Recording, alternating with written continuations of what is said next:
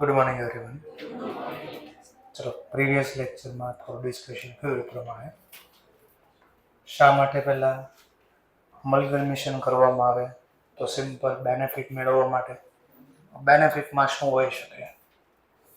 તો ઇકોનોમીમાં જે large scale of production છે એનો બેનિફિટ લેવા માટે, કોસ્ટ એના કારણે ઘટશે, સિનર્જી ઇફેક્ટ મેળવવા માટે, અથવા એસેટની માર્કેટમાં જે રિયલ વેલ્યુ છે એ પ્રાઇસ આપણી લાવવા માટે. તો મેઇન બેનિફિટ છે આ તો લખ્યું છે. સિનર્જી ઇફેક્ટ માટે, રિયલ વેલ્યુ એસેટ લાયબિલિટી લાવવા માટે, કોમ્પિટિશન ઘટાડવા માટે, લાર્જ સ્કેલ પ્રોડક્શન કરવી, કોસ્ટ ઘટે, અને વર્ક કલ્ચર. આનો બેનિફિટ નથી પણ અમલગમેશન કરવું હોય તો વર્ક કલ્ચર હોવું જોઈએ. એવી કંપનીમાં અમલગમેશન કરવાનું કે જે કંપનીમાં આપણું વર્ક કલ્ચર અને એનું વર્ક કલ્ચર સેમ હોય. વર્ક કલ્ચર અલગ અલગ હોય અને ત્યાં અમલગમેશન કરો ને ભેગું જ ન થાય. ચલો, બીજા કયા કયા નામથી ઓળખાય એવું બી શીખ્યા હતા. તો અમલગમેશન, એબ્ઝોર્પ્શન અને એક્સટર્નલ. આ બેમાં શું ફરક છે? આ બેમાં આમાં બે કે એના કરતા વધારે કંપની બંધ થાય અને નવી કંપની ક્રિએટ થાય.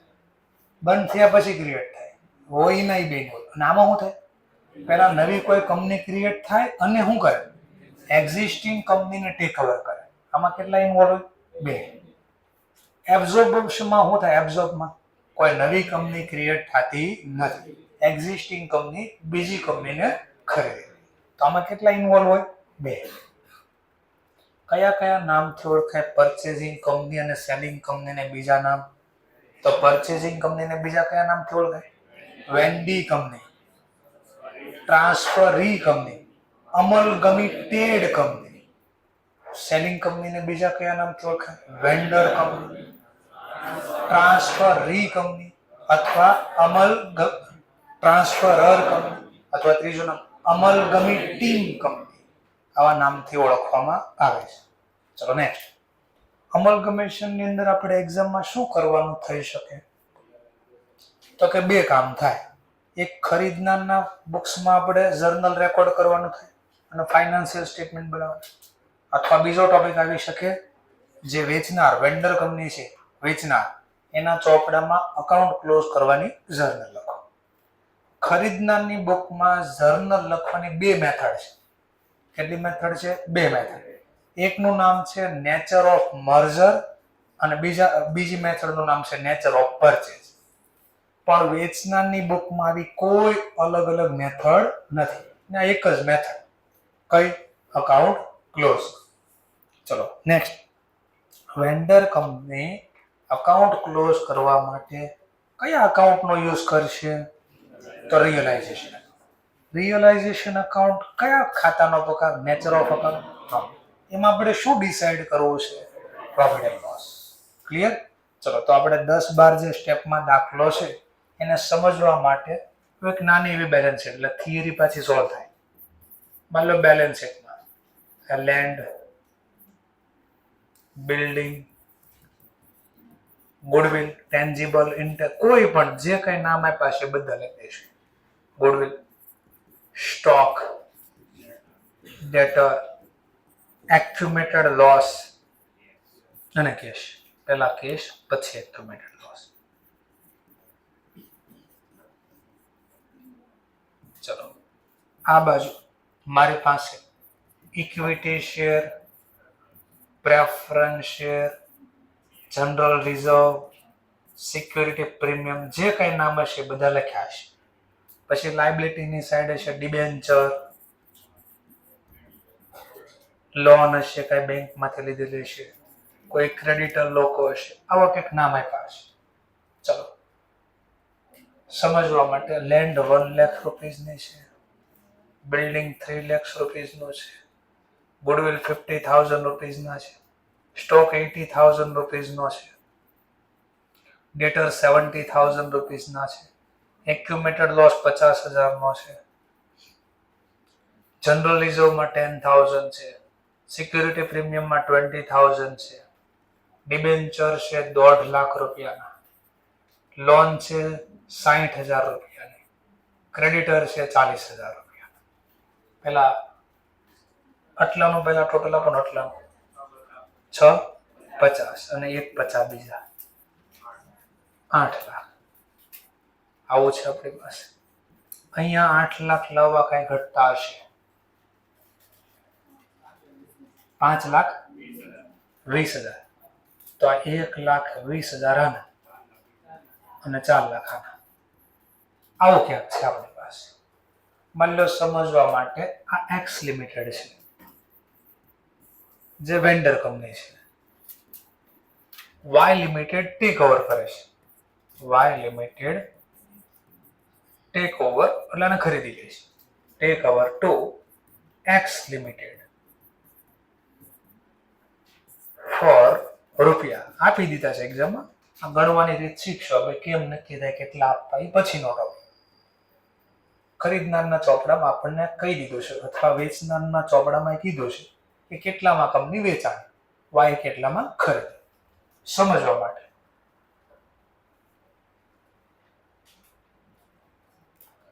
$5,85,000. આ કંપની 5,85,000 વેચાઈ ગઈ.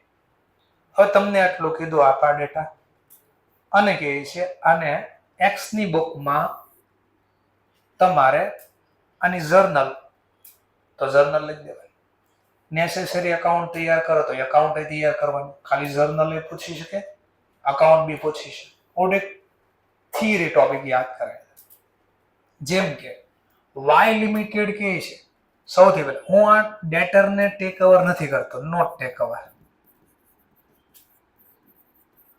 ચલો આ મારે જોઈતા નથી, એની કરતા આને રાખો, નોટ ટેક ઓવર. ગુડવિલ મારે તમારે નથી જોતી, મને મારું નામ કમાતા આવડે છે. અમારા નથી જોઈતા. ચલો અમારે જોતું નથી, ના પાડી.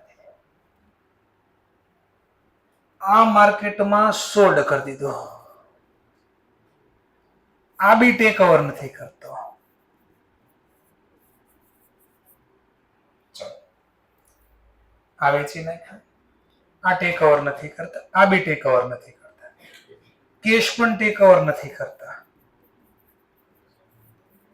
ચલો બે વસ્તુ ટેક ઓવરમાં થોડી તકલીફ પડશે. ચલો આને કાઢી નાખો. આ માર્કેટમાં વેચી નાખો સ્ટોક.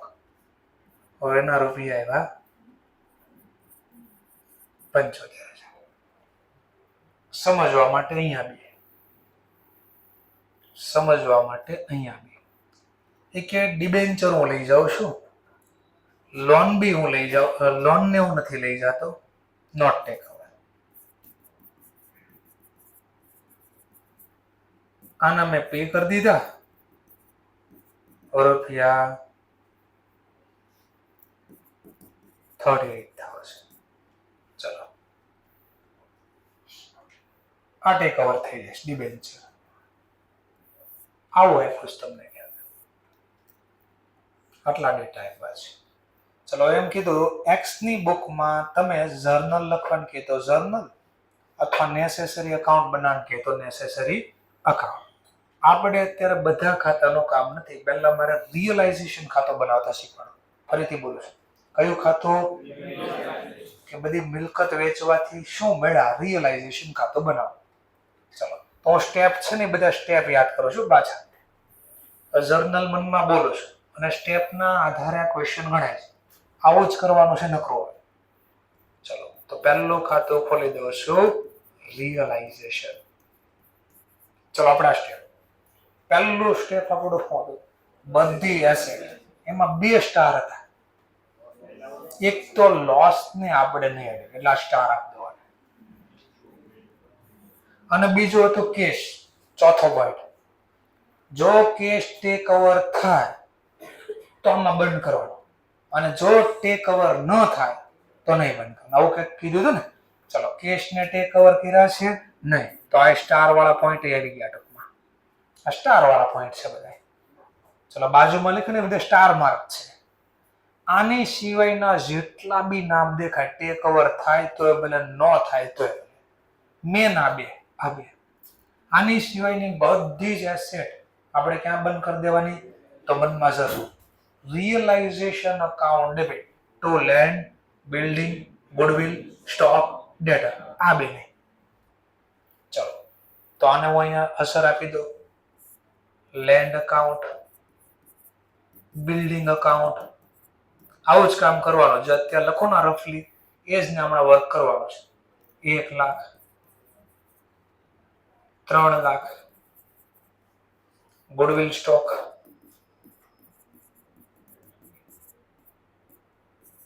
એસેટમાં કાંઈ જોવાનું જ નથી ટેક ઓવર કરે કે ન કરે. આ બે સિવાય બીજું કાંઈ નથી જોવાનું. સ્ટોકના છે 80,000 ને ગુડવિલના છે 50,000. ચલો ત્યાર પછી નામ છે ડેટર. ડેટરના છે 70,000. જેવી હું મનમાં જર્નલ બોલ્યો realisation account debit to land, building, goodwill, stock, debtor, જેવી આ જર્નલ લખી એટલે બેલેન્સ શીટમાંથી આ ખાતા અહીં આવી ગયા. એટલે બેલેન્સ શીટ બંધ થઈ ગઈ. ટૂંકમાં આટલા ખાતાની બંધ થઈ. કઈ વેલ્યુ અહીંયા લખવાની? Book value. તો આ પહેલું સ્ટેપ તમને લખ્યું તો થિયરીમાં, ઈ સમજાવ્યું. જો ફરીથી લખીને સમજાવ્યું. All asset should be close in a realization. કયા ભાવે લખજો? Amount should be consider as a book value. Loss ખાતાને અમે ટ્રાન્સફર કરવાનું નથી. તો જો મેં લોસ ને નો લીધો. ચલો ત્યાર પછી લાયબિલિટી સાઈડ આવો. લાયબિલિટીમાં આઉટસાઇડ લાયબિલિટી. કઈ લાયબિલિટી? Outside liability. ચલો આઉટસાઇડ લાયબિલિટી નું શું કરવાનું પહેલા? ચલો આઉટસાઇડ લાયબિલિટીમાં સ્ટાર હતા. જે લાયબિલિટી ટેક ઓવર થાય ને એ આમાં બંધ કરવાની. ચલો તો આ બે નથી લઈ ગયા તો આનો મતલબ આ લઈ ગયા છે, આ ટેક ઓવર થયા છે. તો ડિબેન્ચર એક જ ટેક ઓવર થયા. ચલો ડિબેન્ચર ટેક ઓવર થયા તો એને લખી દો. કઈ બેલેન્સ હોય ડિબેન્ચર? ખાતું બંધ કરવા debit. Debenture account debit to realization. કેટલાના ડિબેન્ચર છે? ઈ ગમે એ ભાવે લઈ જાય, ઈ નથી જોવા. અહીંયા તો બંધ કઈ વેલ્યુ થાય? બુક વેલ્યુ એ જ બંધ થાય. આટલો શબ્દ. ચલો ત્યાર આ બીજો સ્ટેપ શીખી. ત્રીજો સ્ટેપ હતો જે લાયબિલિટી ટેક ઓવર નથી થતી એને આપણે પે કરી દઈશું. જે લાયબિલિટી પે નથી આમાં સમજવા માટે, જેમ કે ડિબેન્ચર તો લઈ ગયા તો ડિબેન્ચરના પૈસા કોણ ચૂકવશે? જે લઈ ગયા એ ચૂકવશે. આપણીમાં બે ઓર લાયબિલિટી છે. કઈ છે અને એક કઈ છે? ક્રેડિટ. તો એમાં તો આપણને ક્લિયર કટ કહી દીધું. ક્રેડિટરને તો આપણે પે કરી દીધા. કેટલા પે કર્યા? 8. તો હવે એની જર્નલ મનમાં એની જર્નલ બોલશે. Creditor account debit to cash account. ઓર સમજવા માટે રફલી કેશ ખાતું બી બનાવી દો. કેશ ખાતામાં ડેબિટ બેલેન્સ હતી પહેલા ઓપનિંગ બેલેન્સ, જૂની બેલેન્સ, બેલેન્સ બ્રોટ ડાઉન. કેટલી છે કેશ ખાતામાં બેલેન્સ? 150. ચલો મેં ક્રેડિટરને ચૂકવવાની જર્નલ બોલો. ક્રેડિટર અકાઉન્ટ ડેબિટ 40,000 તો કેશ અથવા બેંક ચૂકવા કેટલા? 38,000. તો અહીંયા કેશમાં લખી દે જમા બાજુ ક્રેડિટરને ચૂકવા 38. ચૂકવવાના હતા 40, ચૂકવા કેટલા? 38. કેટલા ઓછા છે? જેટલા બી ડિફરન્ટ આવે, ઓછા ચૂકવો તો પ્રોફિટ, વધારે ચૂકવો તો લોસ. આવું કાલે બોલતા હતા ને એવા સમજાવો છે. તો અહીંયા સામેનું નામ લખશું બાય ક્રેડિટર. મને પ્રોફિટ થઈ ગયો. ગણતરી બી દેખાડો. 40 ના બદલે ચૂકવા કેટલા? 38. કેટલાનો પ્રોફિટ કર્યો? બટ અહીંયા લખ્યો તો 42,000. તો જર્નલ આવી પડે. ક્રેડિટર અકાઉન્ટ ડેબિટ 40, કેશ જાય તો જમા 42,000, વધારે ચૂકવાય રિયલાઇઝેશન ખાતે ઉધાર તો આવે. સમજાઈ ગયો ટોપિક? સરસ. ચાલો નેક્સ્ટ પોઈન્ટ. હવે જે લાયબિલિટી નથી લઈ ગયા એનો શું? કોણ કોણ નહોતા લખ્યા? ડિબેન્ચર લઈ ગયા. એની સિવાય કઈ લાયબિલિટી બે હતી? લોન અને ક્રેડિટ. જે લઈ ન જાય એનું શું કરવાનું? તો એનું પેમેન્ટ કરવાનું. તો આનું તો પેમેન્ટ કરી દીધું, આપ્યું તું છે દાખલા. પણ આનું શું કર્યું? ખાલી એટલું કીધું note take over. Take over ન કર્યું એનો કાંઈ વાંધો નહીં, પણ એનું કરશો શું? તો હિડન એડજસ્ટમેન્ટ ધારણા થાય કે લાયબિલિટીના તો આપણે ચૂકવવા જ પડે. જો પ્રાઇસ નો કીધી હોય અહીંયા આપી દીધી, આમાં નથી આપી, તો book value to book value ચૂકવવાના. કેટલા ચૂકવવાના? Book value to book value. Clear મુદ્દો? ચલો તો કેટલા ચૂકવવાના? જો તો લોનના તો આની મનમાં loan account debit to cash account, તો કેશ ખાતામાં જમા બાજુ, લોન અકાઉન્ટ ₹60. તો એનો મતલબ આ બધા ખાતા બંધ થઈ ગયા. આ ખાતું અહીંયા લખીને બંધ કર્યું અને આ બેને અહીંયા રોકડ ખાતે પેમેન્ટ કરીને બંધ કરી દીધા. સમજાઈ ગયો મુદ્દો? ચલો, આ બાજુ land, building, goodwill, stock, data બધા બંધ થઈ ગયા. કેશ અહીંયા છે ઓલરેડી. વધ્યું કયું? એક્યુમેટેડ લોસ. ચલો, આ બાજુ એક ટીક કરી દીધું, આ ખાતું વધ્યું, આ બાજુ આ ખાતા વધ્યા, બાકીના બધાનો વહીવટ થઈ ગયો. ચલો નેક્સ્ટ પાર્ટ. હવે ધ્યાનથી મુદ્દો જોયો. ત્રીજું સ્ટેપ ગયું. ચોથું સ્ટેપ, કેશ ખાતું ન લઈ જાય તો એને ખુલ્લું રાખો. તો ખુલ્લું જ છે. જો આ લઈ જાય તો મેં તમને કીધું કે બધા ખર્ચા અને લાયબિલિટીના પેમેન્ટ કરી દેવાના, પછી જે બેલેન્સ વધી એને જ દેવાના. સમજાય છે મુદ્દો? ઓકે. મતલબ સમજવા માટે આટલું જ હતું. બીજા કોઈ ખર્ચા તો મેં લખ્યા નથી.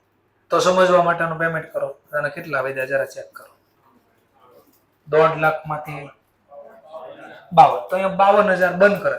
રોકડ ખાતે જમા, રિયલાઇઝેશન ખાતે ઉધાર, બાકીની એસેટ આવી આવશે. સમજાણો? બે કેસ આવશે. એક દાખલામાં લઈ જાય, એક દાખલામાં કેશ નહીં લઈ જાય. જો લઈ જાય તો પહેલા બધું પેમેન્ટ કરી દેવાના, ખર્ચા ચૂકવી દેવાના, પછી જે બેલેન્સ વધે એ લખવાય. ઓકે, ચલો નેક્સ્ટ પોઈન્ટ. અહીંયા તો નથી લઈ જતા કઈ કામ પૂરું. નેક્સ્ટ સ્ટેપ, હું આ બધું મફતમાં લઈ જવા દેવું?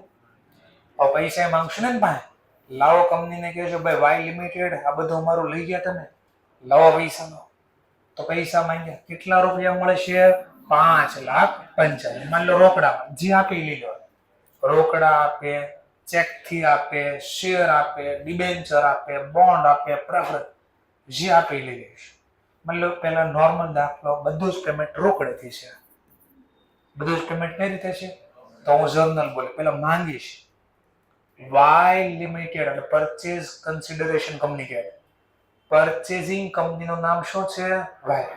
તો વાય લિમિટેડ અકાઉન્ટ ડેબિટ, મારી મિલકત લઈ ગયો છે, એક રૂપિયો નથી આપ્યો. અને ટુ રિયલાઇઝેશન, આવક ખાતે જમા. તો સામેનું નામ લખીશ બાય વાય લિમિટેડ અકાઉન્ટ. ટૂંકમાં મિલકત વેચી. કેટલા રૂપિયા વેચી?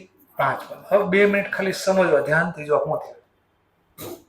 પ્રોફિટ લોસ નું સૂત્ર હું પ્રોફિટ લોસ નું સૂત્ર સેલ વેલ્યુ માઇનસ આવું જ આવે ને. આ શું છે? આ શું છે? તો ઓટોમેટિક પ્રોફિટ લોસ થાય છે. સમજાઈ ગયો ટોપિક? અહીંયા કેમ લખ્યું? આ પ્રોફિટ લોસ, આ સેલ વેલ્યુ છે અને વેચું વાય લિમિટેડ એટલે સેલ વેલ્યુ, અને અમારી ખરીદ કિંમત હતી એટલે કોસ્ટ એટલે book value minus cell value, profit loss આવશે. ચલો આટલું પૂરું. ધ્યાન આપતો હવે નવું સ્ટેપ થયું. પેમેન્ટમાં જે આપે લઈ ગયા. બોલો ખરીદ પેમેન્ટ મને શેમાં આપ્યું? અને મને રોકડ આવે તો ઉધાર, જે કંપની આપ્યું એ વાય લિમિટેડ લાભ આપનાર ખાતે જમા. કેટલા આપશે મને રોકડા?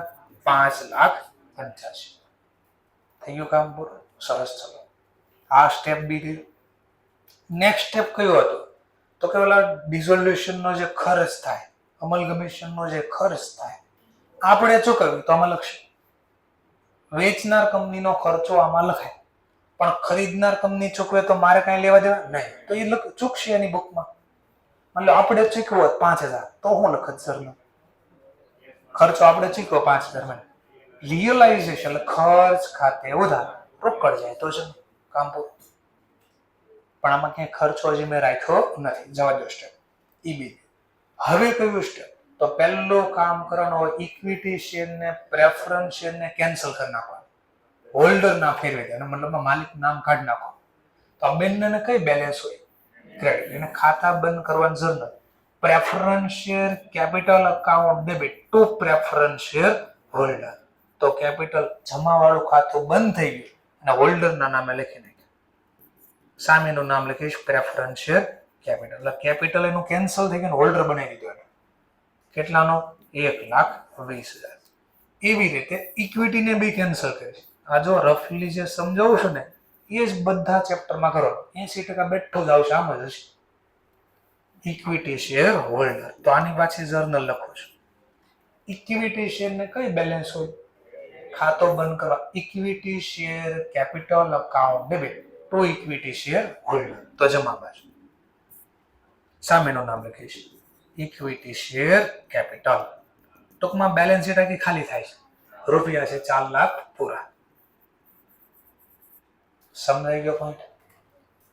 નેક્સ્ટ સ્ટેપ હવે શું કરવાનું? હવે પેમેન્ટ આપી દેવાનું. પહેલા કોને પેમેન્ટ આપવાનું? Preference share. તો પહેલા આપણી પાસે પૈસા પડ્યા છે, આપી દો પેમેન્ટ.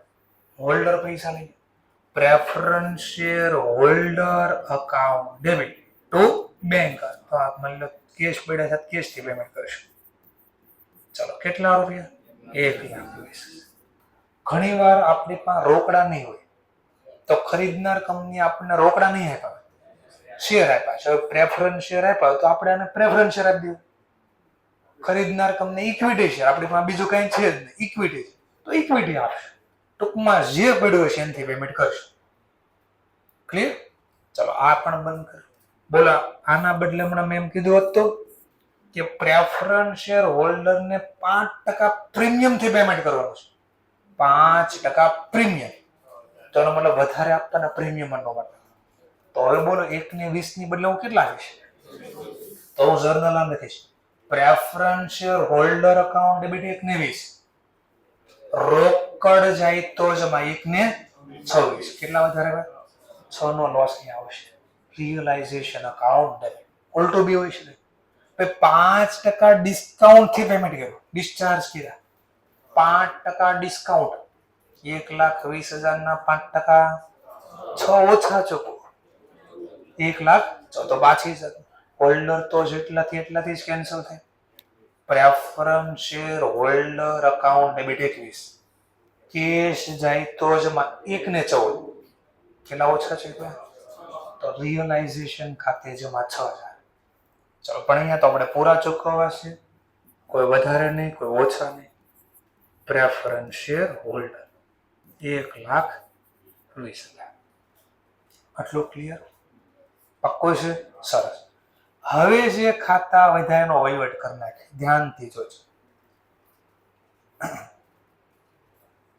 આ ખાતા એ બંધ થઈ ગયા. ચલો હવે વધ્યા આ પ્રોફિટ અને આ લોસ. ચલો ક્યાં બાકી? અરે એ તો હજી બાકી ને. પેલા તો માલિકને બંધ પેમેન્ટ સીધું નફો લખશો ને પેમેન્ટ આપી દો.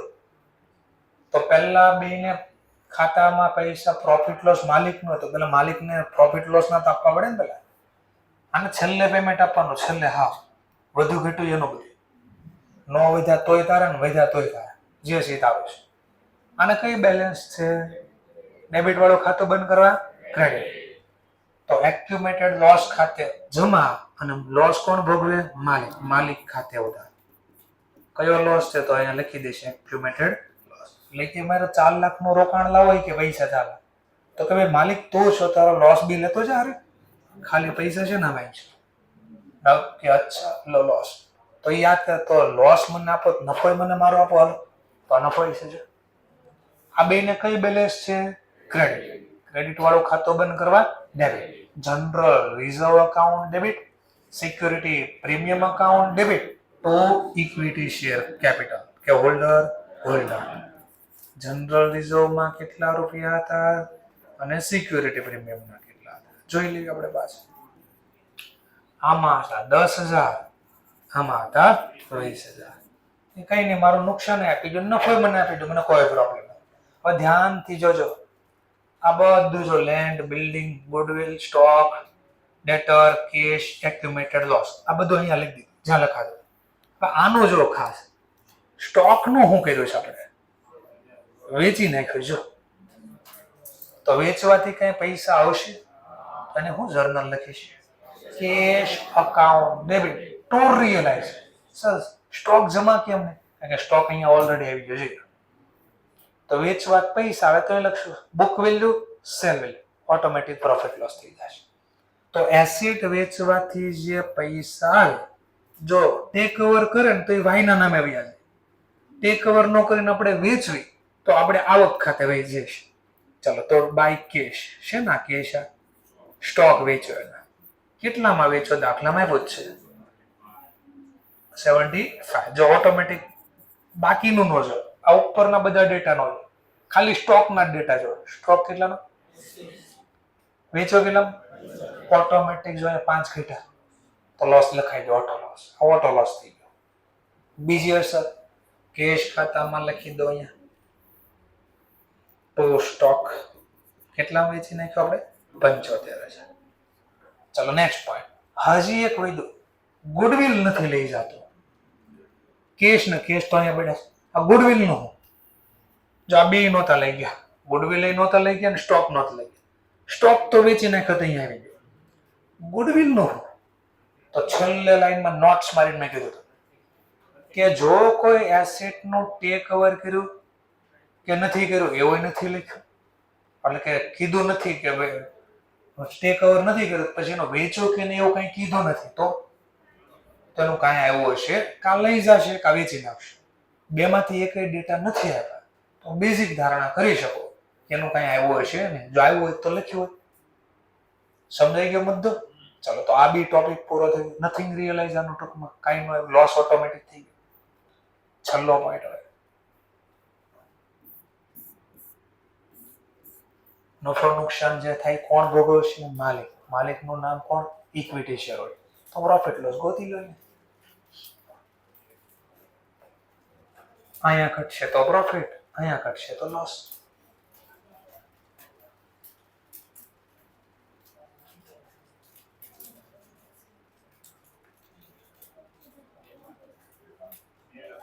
કઈ બાજુ 2,12,000 એનો મતલબ આ પ્રોફિટ કર્યો આપણે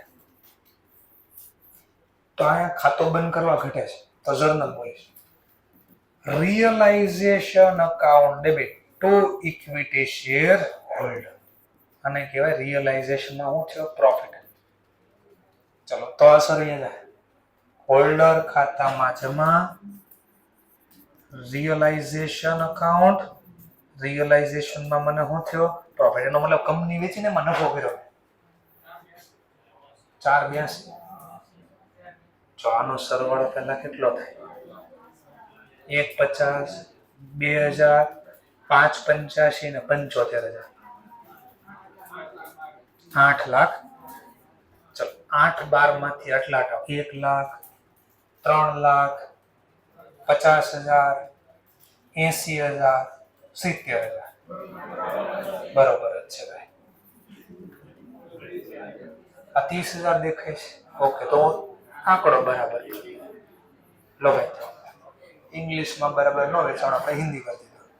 ચાલો ધ્યાનથી જો હવે આની બેલેન્સ આનો સરળ 1.5 લાખ 585 ને 75 8 લાખ તો અહીંયા 8 10 લાવવા માટે કંઈક ઘટે છે 5 લાખ 592 ઘટે છે ને જોઈ લો હવે રિયલાઇઝેશન નો પ્રોફિટ હતો 2,12,000 કરો સરવાળો 4 લાખ 10,000 20,000 ને 2,12,000 6 લાખ 42 અહીંયા 642 લાવવા ઘટે છે કેટલા એ કે ભાઈ મને મારા ભાગના પૈસા દો આપણે કીધું લ્યો equity share holder account debit to cash જેવી આ જર્નલ લખી બધા ખાતા ઓટોમેટિક ક્લોઝ થઈ ગયા છેલ્લાને પેમેન્ટ કરો બધા ખાતા બંધ. આવું કઈ વર્ક કરવાનું છે આપણે તો આ જે સ્ટેપ મેં લખીને આપ્યા છે એ સ્ટેપ યાદ રાખવાના લખવાનું ખોટો નહીં પડે. આડાઓળામાં શું થાય જો પહેલા પ્રેફરન્સ ને પેમેન્ટ આપી દીધું બરાબર છે તો વાંધો નહીં પણ ઇક્વિટી રિયલાઇઝેશન ખાતું પહેલા બંધ કરી દીધું પછી પેમેન્ટ આપ્યું એઝ ઇટ ઇઝ આપ્યું તો પ્રોબ્લેમ નહીં આવે દાખલા પણ પ્રીમિયમ કે ડિસ્કાઉન્ટ થી પેમેન્ટ કર્યું હોય આ ખાતું જ તમે બંધ કરી દીધું તો આ ડિસ્કાઉન્ટ કે પ્રીમિયમ નો પ્રોફિટ લોસ ક્યાં જાય તો એ ખોટો પડી જશે. સમજાઈ ગયો મુદ્દો ઓકે આટલા માટે મેં તમને કીધું એ સ્ટેપ ફોલો કરજો. તો કાલે જે બોલતો હતો એ જ પાછું મેં લખીને આપ્યું તમને, પણ કાલે થિયરીના ફોર્મમાં બોલતો હતો, આજે આ થોડોક એવો ક્વેશ્ચન શીખ્યા. ઓકે, ચલો હવે બીજો પોઈન્ટ. પહેલો ક્વેશ્ચન તો આ થયું, 585 કઈ રીતે નક્કી થયા? પેલો ક્વેશ્ચન તો એ છે ભાઈ 585 તમે ક્યાંથી લખ્યા સર? ચલો, તો આના માટે ગણવાની રીત છે, અને કહેવાય પરચેસ કન્સિડરેશન અમાઉન્ટ. કે પરચેસ કન્સિડરેશન ગણવાની કેટલી રીત છે? 4 અલગ અલગ રીતે છે. Lump sum method, net asset method, payment method, આ નામ છે, અથવા ઇન્ટ્રિન્સિક વેલ્યુ મેથડ. પેજ નંબર તમને દેખાશે 158 પર. પરચેસ કન્સિડરેશન ડિસાઇડ નક્કી કરવાની રીત. તો કેટલી રીતે નક્કી થાય? તો પહેલા કીધું છે લમસમ મેથડ, બીજામાં કીધું છે પેમેન્ટ મેથડ, ત્રીજામાં કીધું નેટ એસેટ મેથડ, અને છેલ્લામાં કીધું ઇન્ટ્રિન્સિક વેલ્યુ, અથવા બીજું નામ છે શેર એક્સચેન્જ મેથડ. ઘણીવાર પેમેન્ટમાં શેર આપશે, એક્સચેન્જ કરશે. તો વળી પાછો ક્વેશ્ચન થાય, આ લમસમ મેથડ એટલે લમસમ નો મતલબ ઉચક અંદર, એનો મતલબ શું સર? ઉચક નો મતલબ તો સમજવા માટે ધ્યાન થયા. માની લો ક્લાસ વેચો, માની લો બેન્ચીસ છે, બોર્ડ છે, ટીવી છે, આ સ્ટેન્ડ છે, લેપટોપ છે, જે કઈ એ બધું દેખા. સામે વાળાને કીધું ભાઈ આ જે છે આ છે, તમારા 5,85,000 જોતું હોય તો લઈ જાઓ, નકર કઈ નહીં. તો 585 માં કોના કેટલાય મેં કીધું? એનો મતલબ એક એક વસ્તુની પ્રાઇસ ડિસાઈડ ન થાય, અંદાજે. તો આવું તમે ખાસ કરીને 6:30-7 વાગે ઘરે જાઓ, ક્યારેક આવશે એ બી સમય આવશે, તો એ સમયે ઘરે જાઓ ત્યારે રોડ ઉપર તમને સંભળાતો ખાલી કરવાનો ભાવ.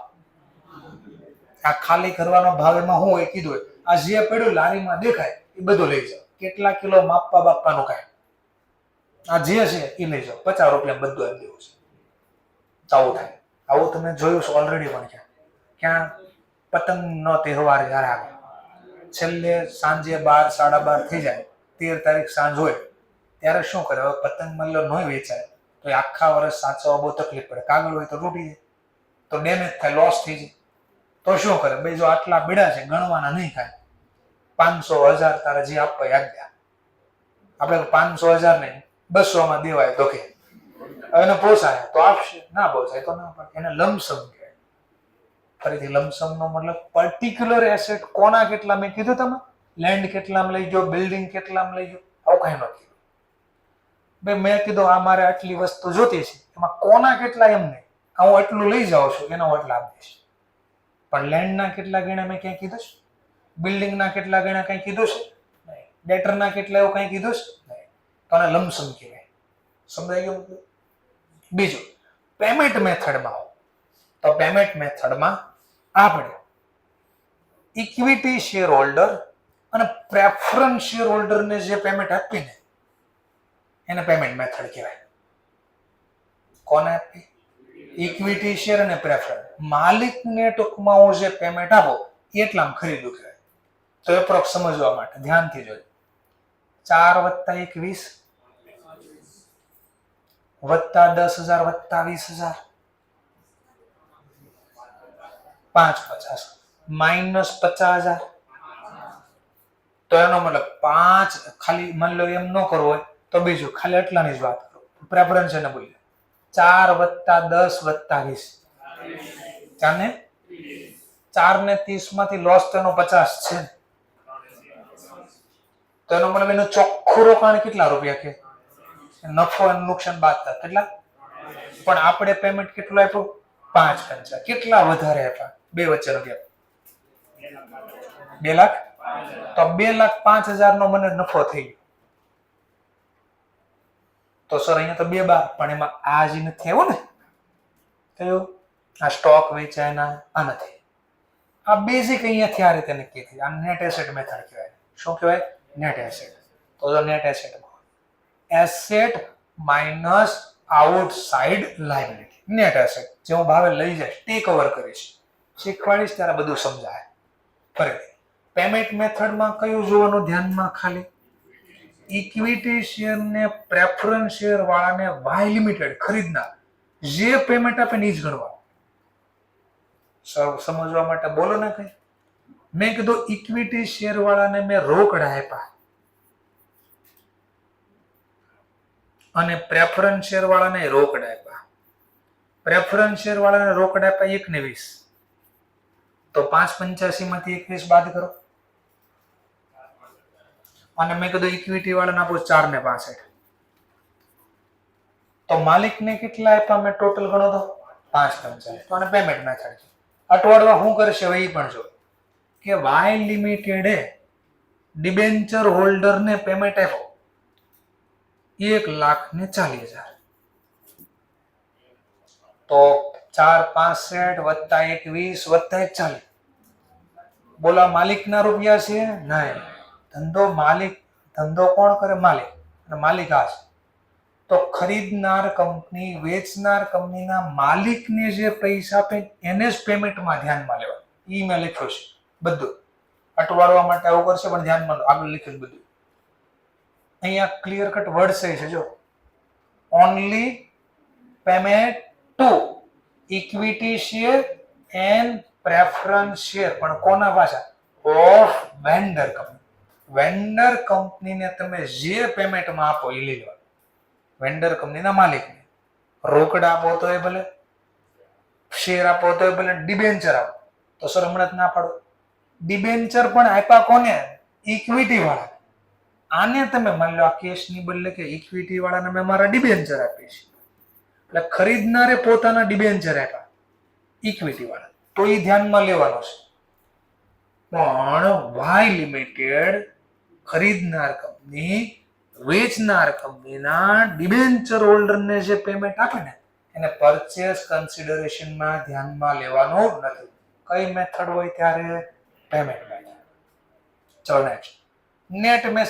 નેટ એસેટ મેથડમાં કેમ નક્કી થાય? તો સિમ્પલ, ધ્યાનથી જો. આનો સરવાળો કેટલો છે? 8 લાખ. 8 લાખમાંથી આઉટસાઇડ લાયબિલિટી આ 3 છે, બાદ કરી નાખો. 8 લાખમાંથી આ 3 બાદ કરી નાખો. કેટલા? 5%. તો 8 માંથી આ ગયા તો વધ્યા કેટલા? 5%. તો 5.50 મારું પરચેસ કન્સિડરેશન કહેવાય. તો એક રીત કઈ છે? નેટ. પણ આ ભાવે નહીં ગણવાનું. કેમ સર? તો ક્યાં કીધું હશે ખરીદનાર કે છે ને ભાઈ આ તો તમારા ચોપડામાં ભાવ છે, આ ભાવ થોડો, હું તો માર્કેટ ભાવમાં જે હાલતો હશે. તો એ બી આગળ ચોખવટ કરી શકે. આ લખો ત્યારે કઈ વેલ્યુ લેવાની? સર એકાદું બતાડજો ને તો મને થોડું ખબર પડે.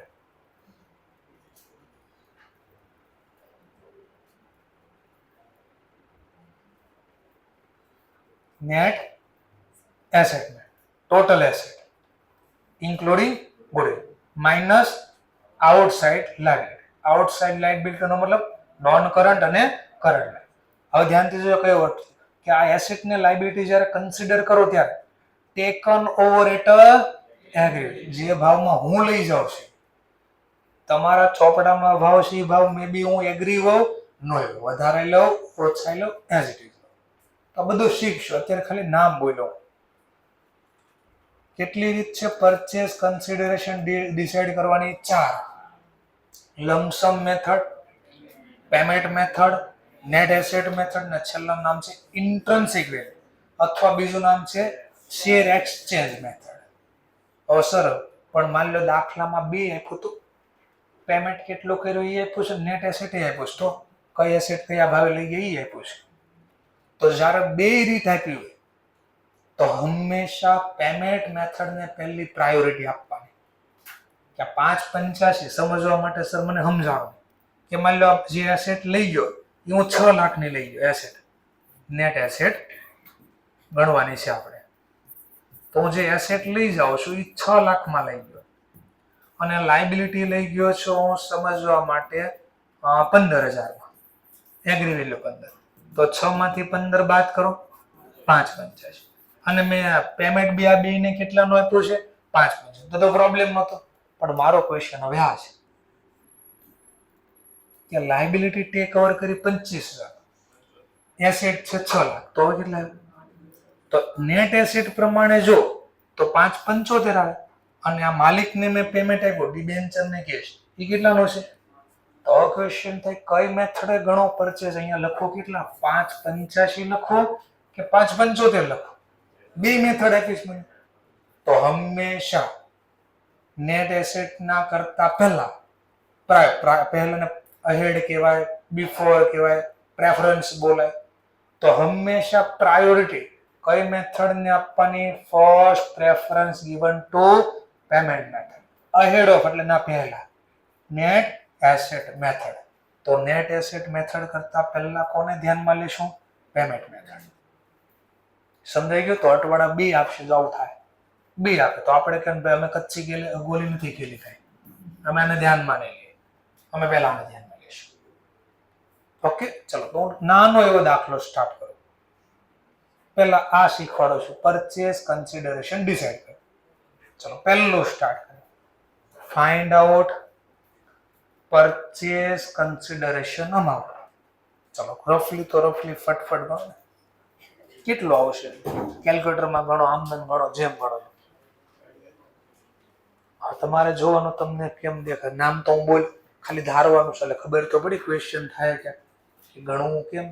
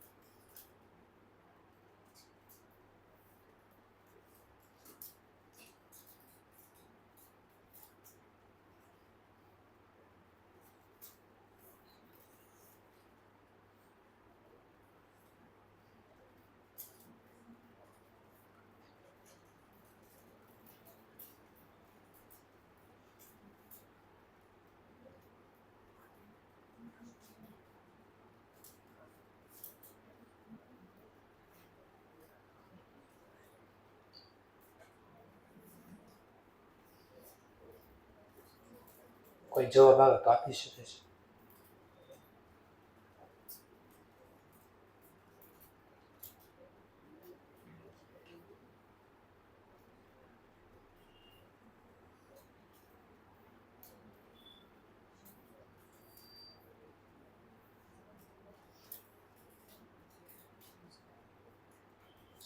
બીકોમ આઈ થિંક એસવાય કે ટીવાયમાં આવે છે મારા ખ્યાલથી.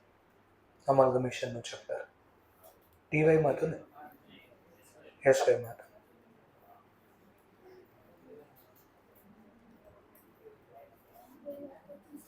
2,25,000. ચલો એક આન્સર આવ્યો, 2,25,000 પરચેસ કન્સિડરેશન.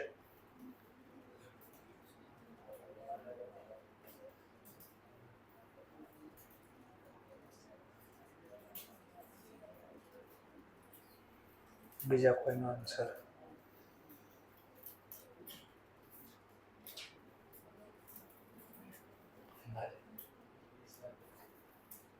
બીજું કોઈ?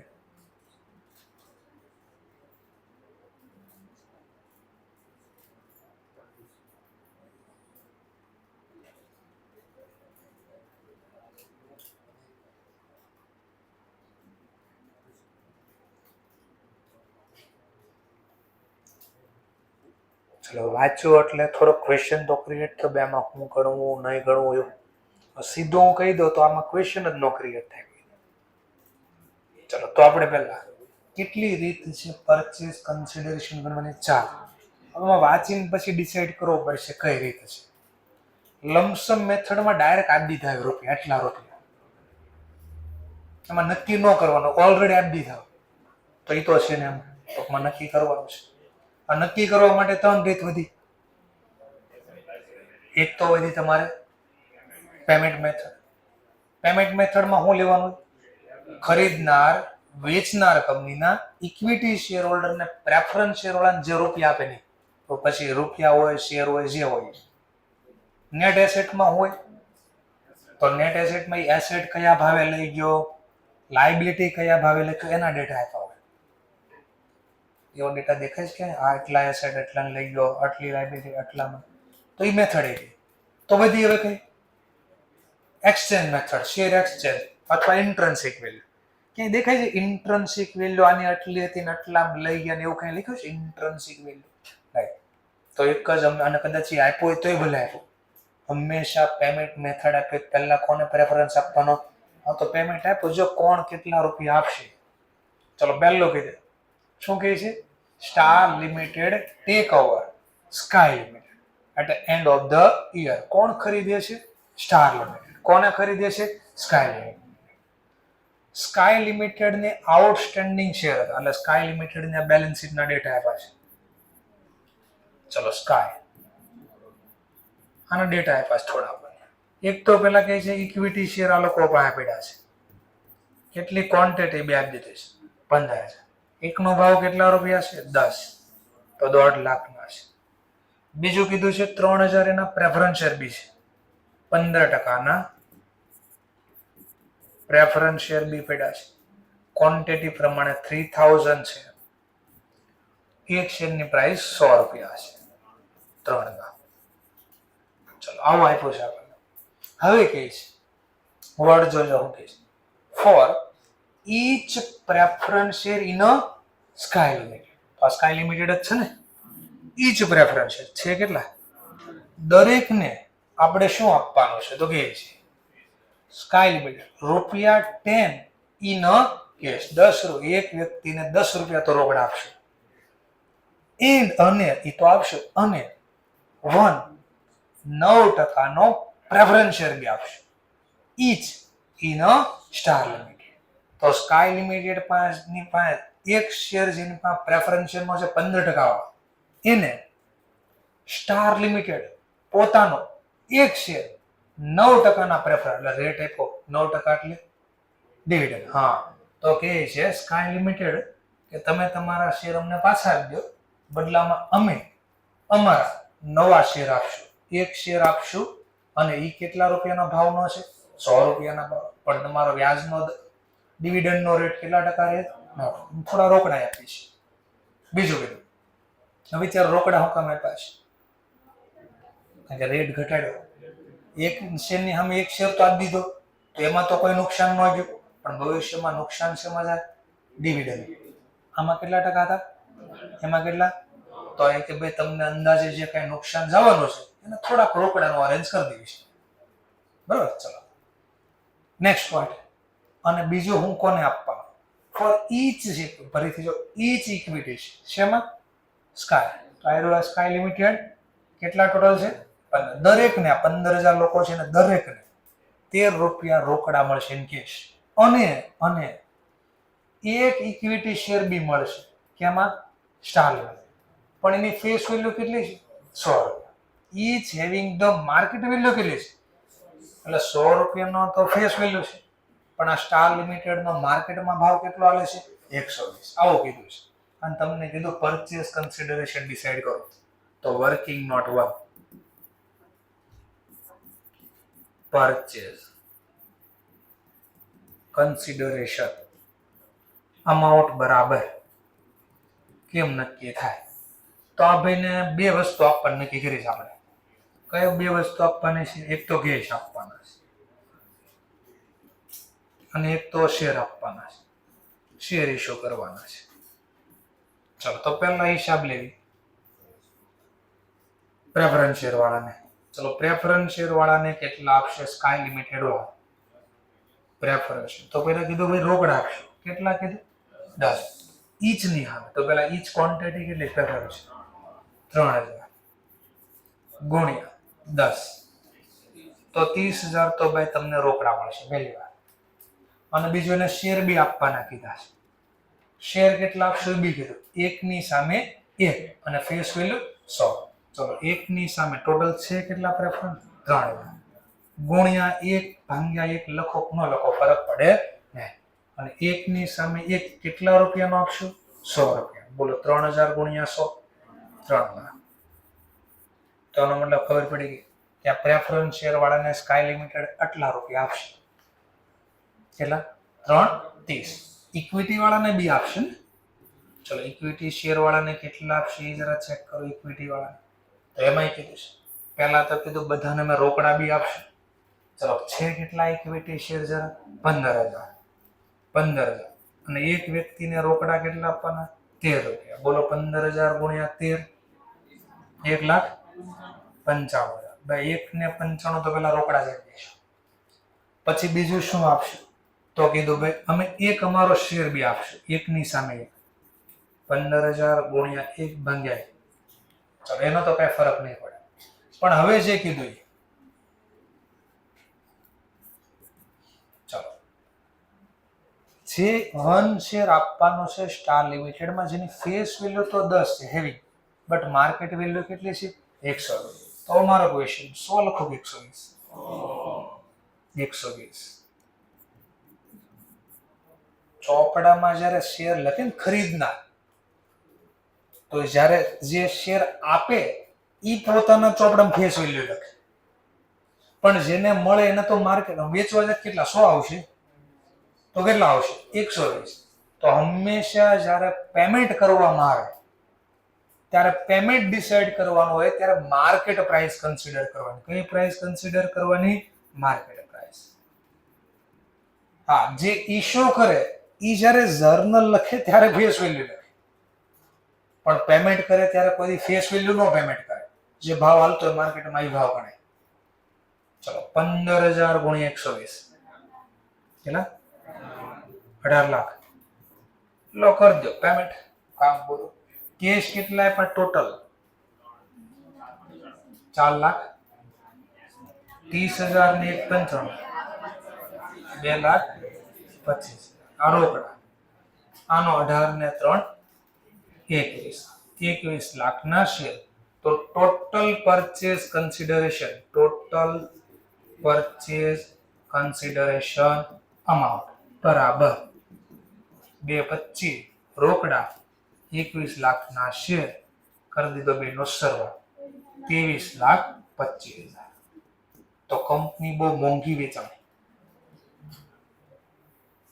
તો રોક્યા હતા માલિકે ખાલી 1.5 લાખ. બે ભેગા કરીને કહો તો 4,50,000. અને બે માલિકને ભેગા થઈને મળ્યા કેટલા? 23,25,000. તો આવું આપણી યારે થતું નથી. એવું કરવા માટે બહુ મહેનત કરવી પડે. ચલો તો આવું પ્રેઝન્ટેશન ઇન્સ્ટિટ્યૂટની બુકમાં આવું જ બેઠું લખ્યું છે. આવું પ્રેઝન્ટેશન તમારે આપવાનું છે. થોડું સમજાણો? ચાલો એવો જ એક બીજો દાખલો. પહેલા ખાલી ડિસાઈડ કરો કઈ મેથડ હશે. તો લમસમમાં મેં શું કીધું? શું હોય? 8 હોય. કેટલા આપ્યા? કેમ આગળ આપ્યું? 5,85. ડાયરેક્ટ આપી દીધો હોય. ચલો પેમેન્ટ મેથડમાં આપ્યું હોય, પણ શું આપ્યું હોય? ઇક્વિટીને કેટલા ઓપ્શન ટોટલ તો ગોતવાનું હોય. બરાબર છે? નેટ એસેટ મેથડમાં શું હોય? એસેટ કઈ ભાવે લઈ ગયા, લાયબિલિટી કયા ભાવે લઈ ગયા, એવું આપ્યું હોય. એવું છે એમાં? તો એ નો હોય. છેલ્લે વધ્યું કયું? એક્સચેન્જ. શેર એક્સચેન્જ મેથડ અથવા ઇન્ટ્રિન્સિક વેલ્યુ. તો જોવાનું આમાં ઇન્ટ્રિન્સિક વેલ્યુ એવું કઈ લખીને આપ્યું છે તો એવા ભાવે લખવાનું, નકર કાંઈ નહીં.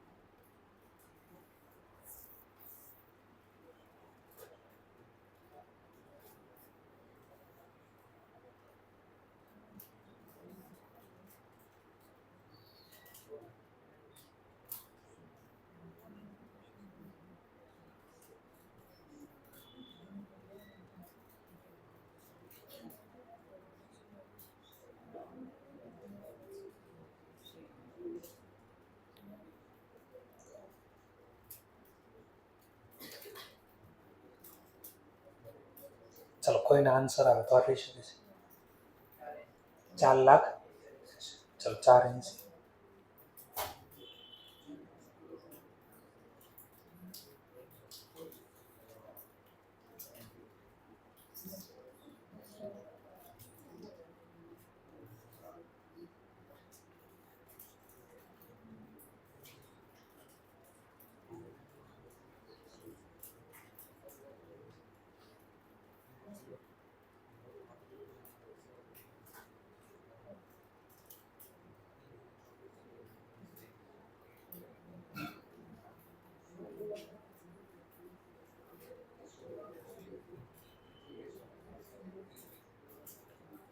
શનિવાર અથવા સોમવારે બાયબેકની ટેસ્ટ હશે.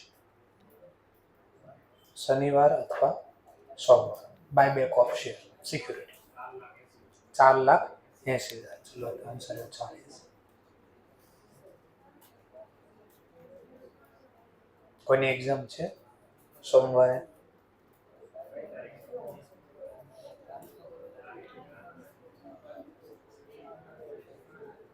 આજે 30 તારીખ થઈ, ગુરુવાર છે, શુક્ર, શનિ, રવિ 3 ને 4 તારીખ આવશે. તો 4 તારીખે ટેસ્ટ દેશે આપણે, બરાબર છે? હું મેસેજ મરાઈ દઉં છું. ચલો તો આગળ વધીએ પાછા. આના જેવો ક્વેશ્ચન છે અગેન, પાછો ડિસાઈડ કરીએ. શેના કેટલા આપ્યા જોઈ લઈએ. તો આમાં બી જે કીધું છે ક્વેશ્ચનમાં કેશ આપવાનો એવું કીધું છે ક્યાંય? હા, તો કેશની કોલમ બનાવાય. શેર બી આપવાના કીધા, તો પરચેઝ કન્સિડરેશન અમાઉન્ટ નક્કી થાય છે.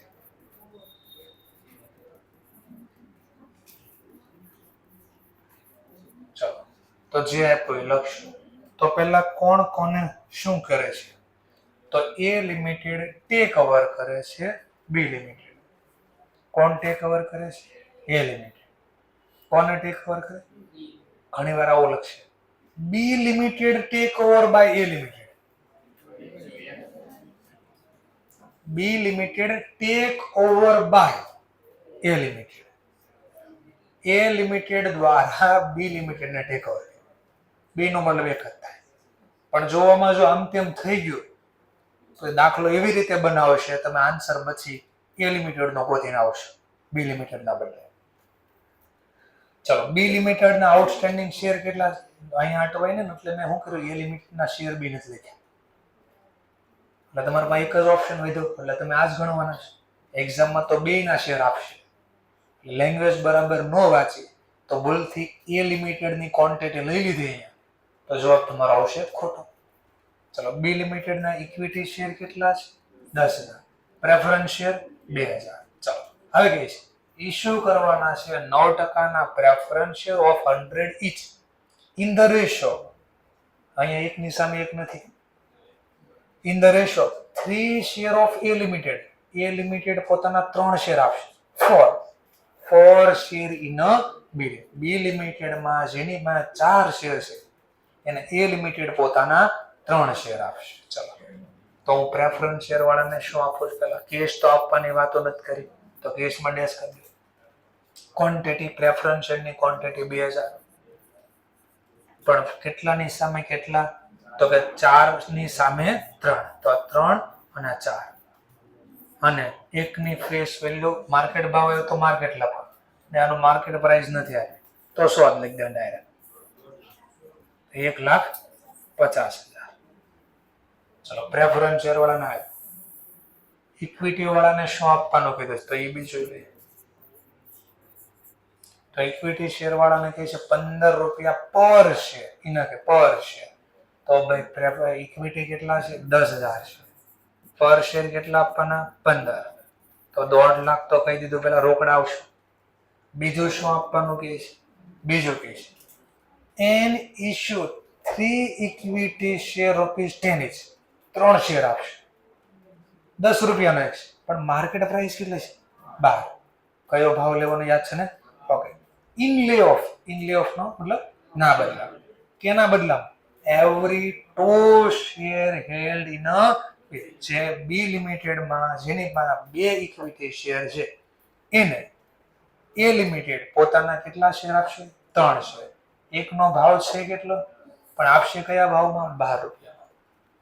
તો પાછી ગણતરી. ક્વોન્ટિટી પહેલા 10,000, એક્સચેન્જ રેશિયો લખવાનો તો 3:2 એટલે 3 આપશો 2 ની સામે, અને એકની માર્કેટ પ્રાઇસ કેટલી છે? 12. જો માર્કેટ પ્રાઇસ આપ્યો હોય તો માર્કેટ પ્રાઇસ કન્સિડર કરવો. ચલો ગુણાકાર કરીને આપજો. 1,80,000. ટોટલ કરી દઈએ તો કેશ તો 1,50 છે,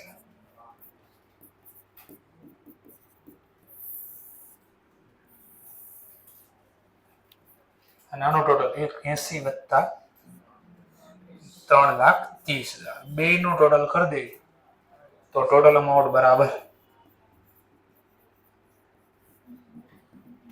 1,50 વત્તા 3,30 4,80,000. સમજાઈ ગયો ટોપિક આખો? તો આવું ક્યાંક ગણવાનું આવડે. આવશે જ ગણવાનું. પરચેસ કન્સિડરેશન ગણવાનું 4 માર્ક્સમાં આવી શકે, અને 20 માર્ક્સનો દાખલો છે તો એમાં આ ગણવાનું તો આવશે.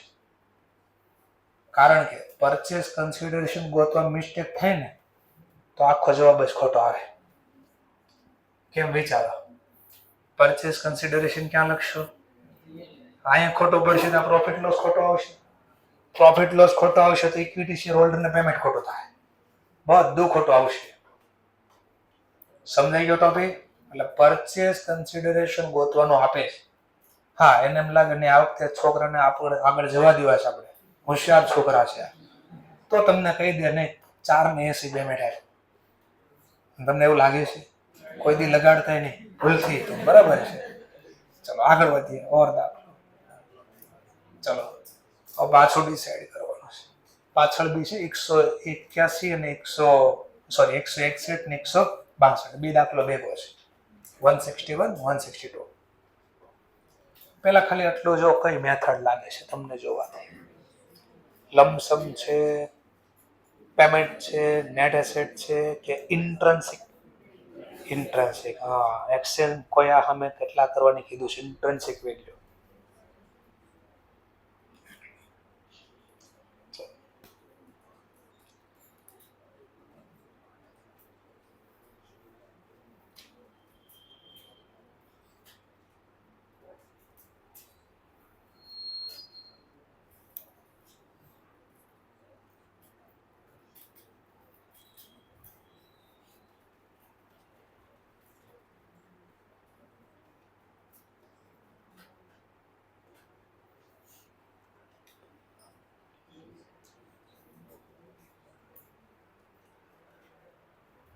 ચાલો તો જોઈએ હવે ફરીથી. ઇન્ટ્રન્સિક વેલ્યુ હજી શીખવાડ્યું નથી એટલે મારે પહેલા લખવું જ પડશે. Y limited take over X limited at the end of the year. X limited outstanding share બી આપ્યા 30,000, 2,000. કયો ભાવ છે એ બી આપ્યો છે. પ્રેફરન્સ શેર વાળાનો વહીવટી કર્યો છે. 12% જે પ્રેફરન્સ શેર હતા X limited આર ડિસ્ચાર્જ એટલે ચૂકવવો at a premium of 20% by issuing necessary number of 10% preference share of value. અને એકની વેલ્યુ કેટલા? 100. અહીંયા તમને ક્વોન્ટિટી કીધી નથી, ગોતવાની છે. કયા ભાવે ચૂકવવાના, કેટલા ચૂકવવાના એ કીધું છે, પણ ક્વોન્ટિટી આપી નથી. ક્વોન્ટિટી ગોતવાની કીધી છે તમને. ચાલો બીજું.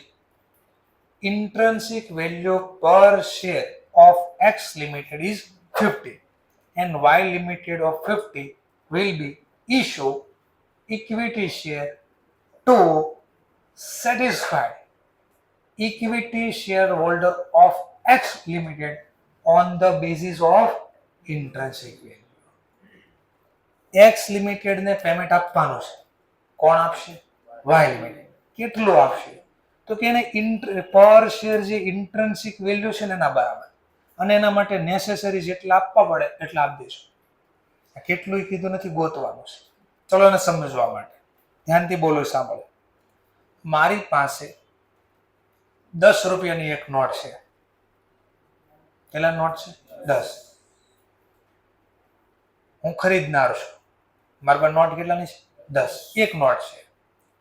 જે કંપની વેચાય છે એની પાસે નોટ ₹2 છે. હવે વિચારો, એમાં ₹2 એક નોટ છે, મારી પાસે ₹10 એક નોટ છે. બેની વેલ્યુ સેમ કહેવાય ને? તો એકની સામે એક આપીને નોટ, બસ આ સમજાવું છું હું કહે છે. એક પાસે એટલા નોટ છે ને એક પાસે એટલા નોટ છે, તો કોને કેટલા રૂપિયા એક્સચેન્જ કરશો શેર? સમજવા માટે તમને ધ્યાનથી જોજો કે આવું આપતા હતા ને 3 શેર ને 4 શેર, આટલા ને સામે આટલા, એ ગોતતા કઈ રીતે હશે? પેલો ક્વેશ્ચન થયો કે 3 ની સામે 4 આપશો, 4 ની સામે 3 આપશો, શું હોય એ સમજાવો. ધ્યાનથી જોજો. સમજવા માટે ઇન્ટ્રિન્સિક વેલ્યુ એક્સ લિમિટેડ ની કેટલી છે? 50. વાય લિમિટેડ ની કેટલી છે? 75. સમજવા માટે અમારે બે ની વેલ્યુ સરખી કરવી છે. હવે બે ની વેલ્યુ સેમ કરવી છે, તો એક ની સામે એક શેર આપી દો. હા, તો સિમ્પલ. આને હું મલ્ટીપ્લાય બાય 3 કરું તો પેમેન્ટ કેટલું થઈ જાય? એનો મતલબ આની પાસે ₹150 જે છે એમાં ₹3 એક શેર, એક શેરની વેલ્યુ ₹50 છે, એમાં 3 શેર છે, તો ટોટલ રૂપિયા કેટલા થઈ ગયા? 150. તો ઇક્વલ કરવા, નેસેસરી નંબર કરવા, એક્સચેન્જ કરવા, તો હું આ બોલો, આ પોતાની 3 નોટ આપે તો ચાલે? રકમ વધી જાય. તો કેટલી આપવી પડે? 2. તો કેટલા થાય? હા, તો તમને શું કર્યું આ લોકો? આ વખતે આ એક્સચેન્જ રેશિયો નો આપ્યો. આ એક્સ હતો અને આ કોણ છે? સોરી, હા, એક્સ 50 છે ને વાય 75 છે. તો આમ રેશિયો નો આપ્યો કે વાય લિમિટેડ પોતાના 2 શેર ઇસ્યુ કરશે to 3 equity share of x limited. એને બદલે આવું લખીને દીધો. હવે જો આવું મેં આપ્યો 3, આમ આપ્યો તો 3/2. શું આપ્યો? 3/2. તો તમે આમ લખ્યું હોત 3/2 નો મતલબ આવો લખ્યો હોત? તમે આવો લખ્યો હોત?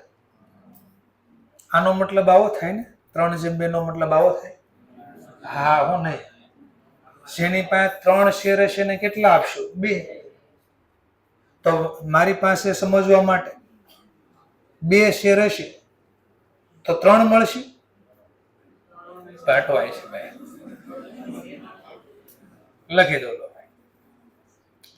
એક્સ લિમિટેડ પાસે જેની પાસે 3 શેર હશે એને રિસીવ થાય 2 શેર. તો મારે આમ જ લખવું પડે, મારી પાસે 3 શેર છે તો મને કેટલા મળશે? 2 શેર. હું બોલો એટલું ખાલી કામ કરું, 2/3 × 100, 66 પોઈન્ટ. તો આ જ લખ્યા 50/75 × 100 કરો.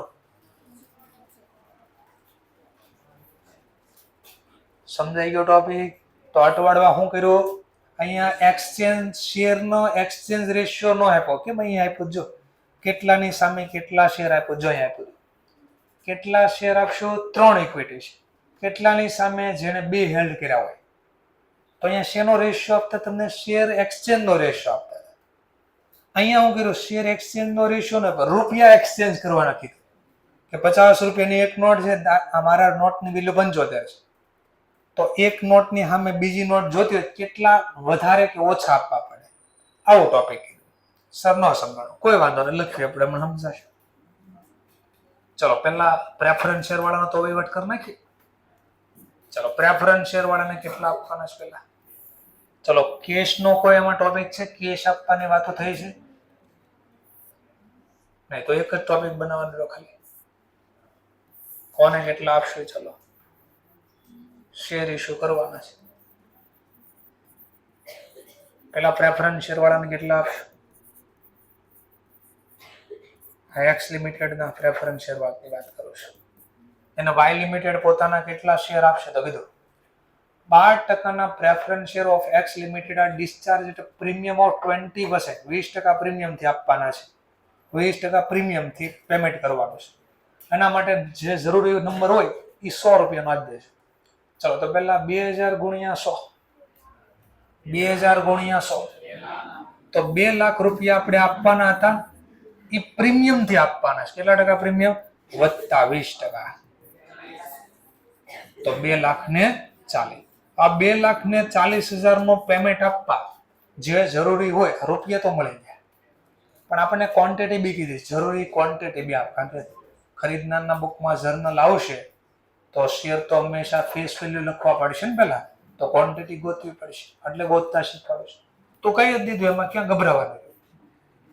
એક શેર ખરીદનાર પોતાનો આપશે. કેટલા રૂપિયાના ભાવનો છે? 100. તો એનો મતલબ એક શેર આપો તો કેટલાનું પેમેન્ટ થઈ ગયું કહેવાય? 100 રૂપિયા. આ ઇસ્યુ કરો તો આમ મારે એક્સ લિમિટેડ ને કેટલા રૂપિયા આપવાના છે? તો આ પેમેન્ટ આપવાનું છે ને, તો સિમ્પલ કેટલા નંબર ઓફ શેર ઇસ્યુ કરીશ? 2400. તો આના બદલે હું આમ કરી શકું અહીંયા કે એકની સામે 1.2 શેર આપ્યા હોત. ઈ 20% પ્રીમિયમ નહીં, આ નહીં, આની વાત નથી કરું, ક્વોન્ટિટીની વાત કરું છું. જેની પાસે એક શેર હશે એને 1.2 શેર આપીશ. એવું જ થયું ને. તો 20% પ્રીમિયમ ને લખે, ઘણી વાર એક્સચેન્જ લખશે. ક્વોન્ટિટી કોઈ દી પ્રીમિયમ થી ન અપાય, રૂપિયા પ્રીમિયમ થી હોય. સમજાણું? બેમાં ફરક આ છે. સમજાઈ ગયો મુદ્દો? ઓકે. ક્વોન્ટિટી કોઈ દી પ્રીમિયમ થી ન અપાય, રૂપિયા પ્રીમિયમ હોય. એટલે અહીંયા મારે ક્વોન્ટિટી આમ બોલવી પડી 1.2, 20% ન બોલી શકું. ચલો ઠીક છે. તો ક્વોન્ટિટી આપણે જોતી નહોતી, પેમેન્ટ જોતું હતું તો લઈ દીધું. ક્વોન્ટિટી જોતી હોય તો બી મળી જશે. ચલો હવે ઇક્વિટી શેર વાળાને કેટલા આપવાના, તો અહીંયા કહી દીધું. જો એના માટે મેં સૂત્ર બી બનાવી દીધું છે, બધું પાછળ લખીને આપ્યું છે તમને. પહેલા ઇક્વિટી વાળા પાસે કેટલા શેર છે? ક્વોન્ટિટી 30,000. એમાં એક્સ લિમિટેડ પાસે નોટ કેટલા રૂપિયાની છે? 50. એટલે ઓલ્ડ વેલ્યુ, ઓલ્ડ કંપનીની વેલ્યુ લખ્યો છે. પાછળ લખ્યું છે સર, ક્યાં? છેલ્લે આ લખ્યું. જો આ સૂત્ર આ નો જોતા, આ તો મેં એમને છાપેલો છે. ઓલ્ડ કંપનીના શેરની વેલ્યુ, શેર વેલ્યુ એટલે કાઉન્સમાં એને શોર્ટમાં લખ્યું intrinsic value, divide by new કંપનીની શેર વેલ્યુ. આ ન્યૂ કંપની એટલે ખરીદનાર કંપની. તો ખરીદનાર કંપનીની વેલ્યુ કેટલી છે? 75 રૂપિયા. તો હમણાં તમે ક્યાંક બોલતા ને 1.66 એવું ક્યાંક બોલતા, લખી નાખ્યો. તો એક્સચેન્જ થાય. જો નોટ એક્સચેન્જ થાય તો 30,000 ટોટલ ક્વોન્ટિટી કેન્સલ થઈ ગઈ, અને સામે આ ક્વોન્ટિટી લખી કે બોલો આટલાનો ખાલી જવાબ આપો. હા, તો સિમ્પલ 30,000 શેરની સામે વાય લિમિટેડે પોતાના કેટલા શેર આપ્યા? 20,000 જ આપ્યા, પૂરા શેર આપ્યા નહીં. અને બીજું કીધું આ ગુણ્યા કયા ભાવને આપ્યા? 75. તો ગુણ્યા 75. બોલો ગુણાકાર કરી તો 15 લાખને આપ્યા. હવે ધ્યાનથી બોલો ની શબ્દ જોજો. આવું ક્યારે કરવાનો મેં ખાસ કરીને કીધું છે.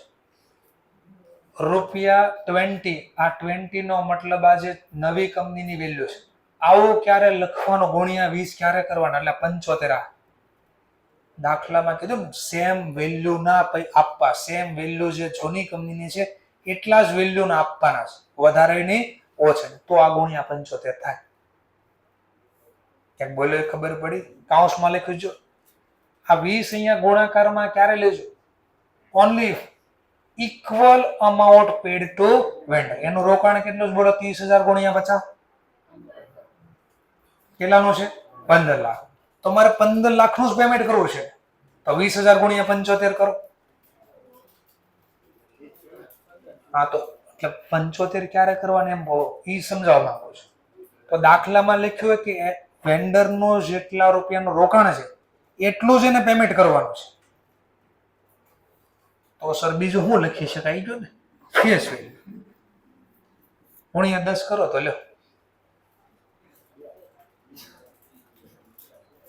તો એને રોક્યા કેટલા અને પેમેન્ટ કેટલામાં થાય? 10 કરું તો એનો મતલબ એને સેમ વેલ્યુના રૂપિયા નથી આપ્યા. આવું ક્યારે થાય? 10 ક્યારે કરવાના? તો ઈ બી મેં પાછળ લખ્યો છે. અહીંયા જ પહેલા લખ્યું what if entry should be made at a par value. દાખલામાં એવું લખીને આપ્યું કે ભાઈ એક્સચેન્જ ભલે આ રીતે કરો છો પણ તમારે એન્ટ્રી તો ફેસ વેલ્યુ કરવાની. તો એન્ટ્રી ફેસ વેલ્યુ કરી જો તો એનો મતલબ ઇક્વલ રૂપિયા નો આપ્યા, 15 લાખના કેન્સલ કર્યા કે ભાઈ તો તારા પ્રમાણે 15 લાખ છે, મારા પ્રમાણે 15 લાખ નથી, હું તો તને 2 લાખ આપીશ, બોલ જોતા જ તો કે નકર કાંઈ મંદી હોય ત્યારે આવું થાય. તો જો દાખલામાં કીધું entry should be made at a par તો ગુણ્યા 10 કરજો, મતલબ જે વેલ્યુ ફેસ વેલ્યુ આપી હોય.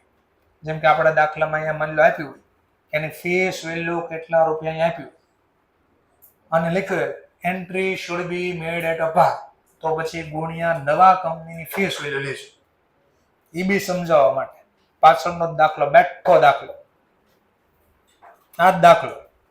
આના બદલે જો આ છે ને આટલું એના બદલે અહીંયા આવો લખ્યું intrinsic value of x limited 50 and y limited 50 will issue equity share satisfied the equity share of x limited. જો આવી ગયો એટલું પહેલા. હવે જો શબ્દ કઈ આવ્યો on the basis of however entry should be made at a par value. અને દાખલામાં કીધું છે nominal value of equity share of y limited is a 10. તો આ કેસમાં બોલો હું અહીંયા 75 કરી શકું હવે? કારણ કે કીધું એન્ટ્રી તો 75 લખે ને ફેસ વેલ્યુ પ્રમાણે. તો જો મેં ગુણ્યા અહીંયા 10 કરી દીધા. જો અહીંયા ગ્રીન કલર છે, જો હાઇલાઇટ થાય, આગળ બી અહીંયા હાઇલાઇટ થતો હતો. સર એને પેરોટ કલર કહેવાય. પેરોટ બોલો, ગ્રીન બોલો, મારે તો બધું એક હરખું છે. તમારા માટે તો બધું બ્લેક જ હશે. તો ક્યારે અહીંયા ઇન્ટ્રિન્સિક વેલ્યુ લખવી અને ક્યારે પાર વેલ્યુ લખવી એ જોવાનું છે તમારે. તો સીધી રીતે તમને અહીંયા કીધું હશે ભાઈ entry should be made at a par, તો પાર વેલ્યુ લખવાની. નથી કીધી તો જે ભાવ ખરીદનાર કંપનીનો છે એ જ ભાવે મલ્ટીપ્લાય કરી દઈશું, એટલે સેમ રૂપિયાથી પેમેન્ટ થઈ જાય. પણ ક્વોન્ટિટી વધુ ઓછી થઈ ગઈ. એમાં 30,000ની ક્વોન્ટિટીથી હવે કેટલી થઈ જાય? 20,000. પણ વેલ્યુ તો સેમ જ રહેવી. એટલે કરી દો ટોટલ. તો 240 ને 15 લાખ ટોટલ કેટલા? 17 લાખ. સર મેં બોલો સર માર્કેટ વેલ્યુ ને ઇન્ટ્રિન્સિક વેલ્યુમાં કઈ ફરક હોઈ શકે? મેં કીધું હા. ઇન્ટ્રિન્સિક વેલ્યુ કેમ મળે? સમજવા માટે જે કંપની લિસ્ટેડ નથી એની માર્કેટમાં પ્રાઇસ હોય તો એ ઇન્ટ્રિન્સિક વેલ્યુ કેમ નક્કી કરશે? એક્સપર્ટે કેમ નક્કી કરશે? એક્સપર્ટે ક્યાંક ભણીને તો લાવ્યો હશે ને, એ એક્સપર્ટને બોલાવો. સમજવા માટે આવો દાખલો છે. તો એના માટે તમારે શું કરવાનું? ટોટલ એસેટ લેવાની પહેલા એગ્રી વેલ્યુ, માર્કેટમાં જે ભાવ હાલતો હોય. ચોપડામાં જે એસેટની વેલ્યુ કઈ વેલ્યુ હોય? Book value. એ માર્કેટ પ્રાઇસને રિપ્રેઝન્ટ કરતી હોય ને. તો એસેટ સાઇડ જે કેટલી એસેટ આપી એની માર્કેટ પ્રાઇસ લેવાની, એમાંથી આઉટસાઇડ લાયબિલિટી માઇનસ કરી નાખવાની માર્કેટ પ્રાઇસ. સાદી ભાષામાં કહું તો એને નેટ એસેટ કહેવાય. નેટ એસેટને ડિવાઈડ કરી દેવા નંબર ઓફ શેર વડે. નેટ એસેટને શેના વડે ડિવાઈડ કરી નાખવાનો? Number of share. તો એને આજની વેલ્યુ મળે. એટલે જે કંપની લિસ્ટેડ નથી એનું માર્કેટમાં પ્રાઇસ નથી, એ કંપની પોતાના શેરની વેલ્યુ કેમ નક્કી કરે? તો આ રીતે નેટ એસેટના આધારે. શેના આધારે? Net asset. તો તમે ક્યારેક જોજો કોઈ કંપની હોય ને એના ડેટા જોજો, ફાઇનાન્શિયલ સ્ટેટમેન્ટ અથવા એના જોજો, તમે લખ્યું છે બુક વેલ્યુ પર શેર. હું લખ્યું છે બુક વેલ્યુ પર શેર. સમજવા માટે નાનો ડેમો લઈ લઈએ.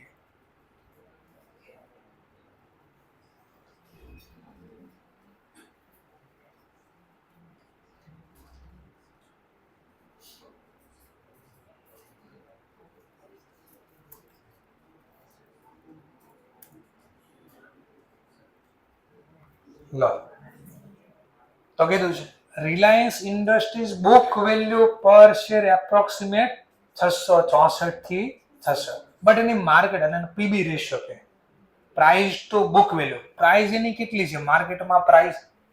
તો એનો એપ્રોક્સ 1400 રૂપિયા પ્રાઇસ છે. કેટલા રૂપિયા છે પ્રાઇસ? 1400. હા એ વાળા જાય નહીં કોઈ વાત નહીં. ચલો માર્કેટ પ્રાઇસ બોલો હમણાં. બુક વેલ્યુ ને માર્કેટ 664 છે. આ મળે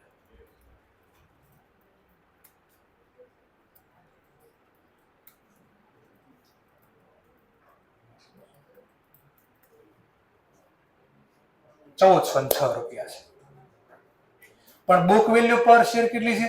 650 એપ્રોક્સ. તો એનો મતલબ એને બુક વેલ્યુ કરતા બધી અત્યારે એની એસેટ વેચે છે ને માર્કેટમાં. આ 1 રૂપિયા નહીં વધવા દે.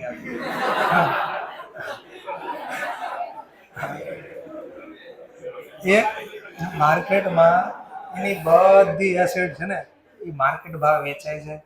એમાંથી જે લાયબિલિટી અત્યારના ભાવે દેવાની અપાઈ દે તો એના કરતા પણ માર્કેટમાં ભાવ વધારે. લિસ્ટેડ કંપની છે એના ફ્યુચર ઉપર આવે. સ્ટોક માર્કેટ કાના આધારે નક્કી થાય? ફ્યુચર વેલ્યુ ઉપર. ટૂંકમાં એના ફ્યુચરનું પ્રિડિક્શનના આધારે.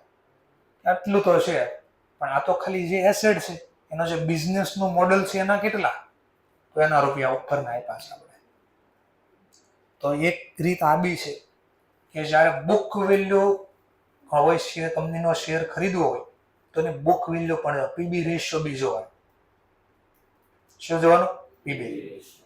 એક કરતા ઓછો બીબી રેશિયો ની સારું કહેવાય. કેમ? પીબી રેશિયો એટલે ઉપર પ્રાઇસ હોય નીચે બુક વેલ્યુ હોય પર શેર. તો એનો મતલબ અત્યારમાં જે માર્કેટ પ્રાઇસ હાલે એની કરતા બુક વેલ્યુ પર શેર ઓછી વધારે છે. તો એનો મતલબ બધી એસેટ વેચાઈ જાય છે. લાયબિલિટી સમજવા માટે મેં રિલાયન્સનો શેર સમજવા માટે મેં રિલાયન્સનો શેર માની લો 500 રૂપિયામાં ખરીદ્યો. કેટલામાં? 1400 ભૂલી જાવ થોડી વાર માટે. અમારી લો કંપની અત્યારે ફડચામાં જાય તો મને ફાયદો થાય કે નુકસાન થાય? હવે વિચારો. માર્કેટમાં તો ઝીરો ભાવ થઈ જાય. ફડચામાં જ્યારે માર્કેટ પ્રાઇસ તો ઝીરો થઈ જાય પણ બધી એની એસેટ વેચાઈ જાય અને બધી લાયબિલિટી ચૂકવાઈ જાય. આ ખાલી અધૂરું નોલેજ છે, આખું નથી. ખાલી પેલા આટલું નોર્મલ, કારણ કે બધા પેરામીટરો એક ન હોય. ખાલી પ્રાઇસમાં એક પર શેર કેટલા રૂપિયા મળશે? બધી એસેટ વેચના કે લાવી 650 એપ્રોક્સ. મેં શેરમાં રોક્યા કેટલા? તો મને નફો થાય. પણ વિચારવાની જે વસ્તુ એ છે કોઈ દિવસ કંપની પ્રોફિટ મેકિંગ હોય ને ફડચામ જાય જ નહીં. પહેલા તો ફડચામ જાય ક્યારે? સિમ્પલ, ક્યાંક દેખાતું હશે ને ક્યાંક કરતા અલગ હશે. હા, એટલે મેં કીધું કોઈ કંપનીના શેર ખરીદે તો એક આ જોવો જોઈએ ખાલી કે માર્કેટ પ્રાઇસ કરતા એની price to book value ratio કેવો હશે એ પણ જોઈ લેવાય. એટલે એક થોડી સેફટી મળે. બરાબર? અને જનરલી બધામાં વધારે જોઈએ. એની ઇન્ટ્રન્સિક વેલ્યુ કરતા માર્કેટ પ્રાઇસ વધારે જોઈએ. ઓછી હોય ને તો એ સારું કહેવાય. તો શેરમાં જ્યારે મંદી હોય ને ત્યારે આવું થાય કે બુક વેલ્યુ કરતા પ્રાઇસ માર્કેટ પ્રાઇસ ઓછી. એવું બહુ રેર કેસમાં હોય. એ બી જોવું જોઈએ ક્યારે. પણ ખાલી એના આધારે ડિસિઝન નથી લેવાનું. પહેલા ચોખવટ કરો. એક પેરામીટર આવે, કારણ કે એક વસ્તુના આધારે માર્કેટ પ્રાઇસ ડિસાઇડ નથી થતી. બહુ બધી વસ્તુ ધ્યાનમાં રાખવાની. તો પહેલા એટલું ખબર પડી ગઈ ક્યારે ગુણ્યા 10 કરવાના છે એટલે ફેસ વેલ્યુ, અને ક્યારે ગુણ્યા ઇન્ટ્રન્સિક વેલ્યુ કરવાની છે. જો લખ્યું હોય ઇક્વલ અમાઉન્ટનું પેમેન્ટ કરવાનું છે તો શું કરવાનો? Intrinsic value. અથવા એમ કીધું હોય કે નહીં, entry should be made at a par value, તો પછી ફેસ વેલ્યુ. પાર વેલ્યુ એટલે ફેસ વેલ્યુ લખ્યું જશે બેમાંથી. મતલબ પાર વેલ્યુ લખ્યું જ નથી. જેમ કે આપણા દાખલામાં જો થાય કે પાર વેલ્યુ મેં આપી જ જો તો આમાં આ જે શેર છે એની ફેસ વેલ્યુ આપીશ કે આની ઇક્વિટી પ્રેફરન્સ છે ને ઇક્વિટી, તો ગુણ્યા 10 કરવાનો તો ઓપ્શન જ ના આવ્યો ઓટોમેટિક. પણ હું અઠવાડિયે ગુણ્યા 10 લાખો અહીંયા રાખું, 10 રૂપિયા ફેસ વેલ્યુ છે. તો હવે તમારે શું કરવું? 75 લેશો 10 લેશો? તો તમારે જોવાનું ક્યાં લખ્યું દાખલામાં entry should be made at a par, અથવા એવું ગોતી લેવાનું અંદર ક્યાં લખ્યું છે ઇક્વલ અમાઉન્ટ પેડ. બે શબ્દ ગોતી લેવાના. એ છે બેમાંથી એક લખી નાખ્યું છે. ક્લિયર? સમજાય છે મુદ્દો? ઓકે. તો ઘણી વાર દાખલામાં શું કરશે? ખાલી આવું કહે છે, intrinsic value per share for X Limited will be issue equity share to satisfy the equity shareholder of X Limited on a basis of intrinsic value. કેટલી આપી નહીં હોય, ઇન્ટ્રિન્સિક વેલ્યુ આપી નહીં હોય તો શું કરશું? ગોતવાની. કેમ ગોતવાની? મેં તમને હમણાં જ કીધું. એસેટ કઈ ભાવે?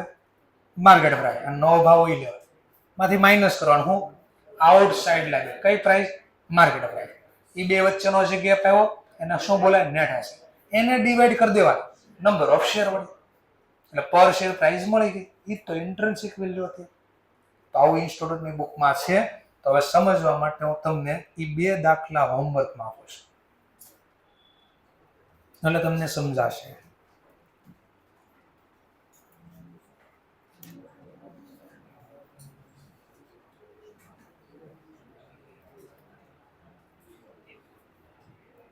ચલો, જો પહેલો દાખલો ઓટોમેટિક, આ જો બધા દાખલા ઓટોમેટિક સોલ્વ થઈ ગયા. આ પહેલો દાખલો ઓટોમેટિક સોલ્વ થઈ જાય, કારણ કે અત્યારે જે કેવું ને એવું જ છે. ચાલો, બીજો દાખલો ધ્યાનથી જોજો. આટલી બધી મોટી બેલેન્સ શીટ આવી તમે, રિઝર્વ એન્ડ સરપ્લસ આપ્યો, આવા આવ્યા.